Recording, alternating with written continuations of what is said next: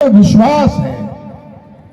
उनकी जितनी भी धार्मिक आस्थाएं, मैं आपको क्या समझाऊंगा, आप खुद आदिवासी हैं, उनका सब कुछ जमीन से जुड़ा हुआ है। हम कोल्हान रीजन में गए, वहां पर मान की मुंडा व्यवस्था, वहां पर प्रशासन को एक बाकायदा कस्टमरी लॉ कोर्ट स्थापित करना पड़ा है जो परंपरागत नियमों से आदिवासी समाज के फैसले करता है।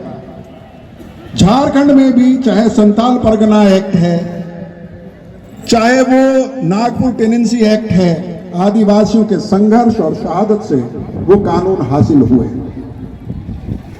और इसी तरह से आप छत्तीसगढ़, गुजरात, मध्य प्रदेश जहां भी चलते चले जाएंगे, जमीन के साथ आदिवासियों का रिश्ता जब आप जाते हैं, वो एक ऐसा रिश्ता है जिसको कोई तोड़ नहीं सकता है। लेकिन ये भी बात सच है कि अंडमान निकोबार से लेके, झारखंड से लेके और छत्तीसगढ़, मध्य प्रदेश, कोई भी ऐसा राज्य नहीं है जहां आदिवासी की जमीन पर सरकार या सरकार के जरिए उद्योगपतियों की नजर नहीं है।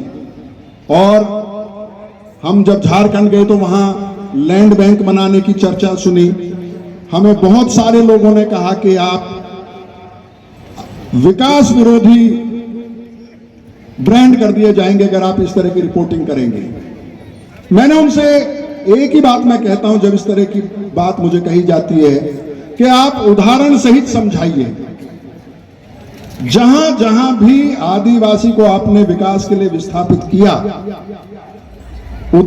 आपने ओडिशा में गोबर घाटी नाम की जगह थी, वहां पर 12 आदिवासियों को मार दिया था एक बड़े उद्योगपति की जमीन को जमीन देने के लिए। क्या वहां पर सचमुच में आदिवासियों की जिंदगी बदली है? हम गए तो ऐसा हमें नहीं लगा। नर्मदा के विस्थापित आप सब मध्य प्रदेश के लोग जानते हैं, गुजरात, मध्य प्रदेश, महाराष्ट्र के लोग के उनका क्या हाल हुआ है। अभी हमने लंबी रिपोर्टिंग उस पर की। तो जमीन के साथ आदिवासी का रिश्ता और आदिवासी की जमीन पर हमला, ये पूरे देश में आपको एक जैसा मिलेगा। तो दोस्तों, बहुत सारे विषय हैं, लेकिन और बहुत लंबा बोलने का मेरा इरादा नहीं है, लेकिन जब मैं आज यहां आया तो मुझे बड़ी खुशी हुई जब मैंने देखा कि पूरे शहर की सड़कों पे आदिवासी लड़के लड़कियां गर्व से रैली निकाल रहे हैं, नाच गा रहे हैं। आप लोग यहां बैठ के मणिपुर पर चर्चा कर रहे हैं।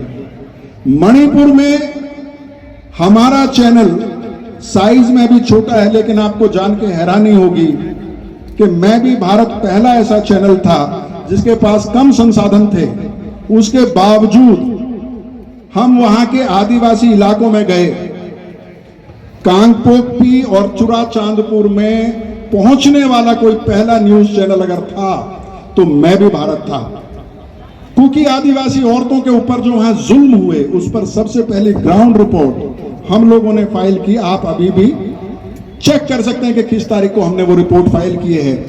पूरे देश में जब वायरल वीडियो हुआ 2 महिलाओं के साथ जो बदसलूकी हुई, वहां पर जिस तरह की वारदात हुई, उसके बाद सरकार, प्रधानमंत्री और देश में हलचल पैदा हुई। लेकिन हमारी ये कोशिश है लगातार कि जो आदिवासियों के मसले हैं, जो आदिवासियों के हक और अधिकार की बातें हैं और उन हक और अधिकार पे जो हमले हैं, वो लगातार रिपोर्ट हों। इसीलिए हम लोग यहाँ पहुंचे हैं आपके बीच में। और ये माइक मेरे हाथ में चर्चा को टालने की कोशिश कर रही थी। उस वक्त में देश के आदिवासी अलग अलग राज्यों में मणिपुर के मसले पर प्रोटेस्ट कर रहे थे।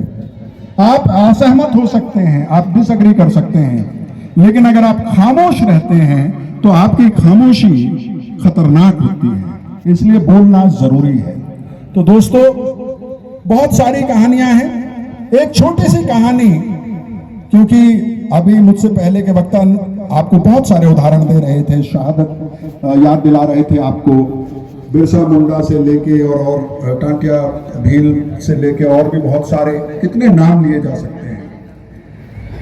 मैं अंडमान निकोबार में था। अंडमान निकोबार की एक वक्त में सबसे बड़ी जनजाति होती थी जिसको आज ग्रेट अंडमानी के नाम से जाना जाता है।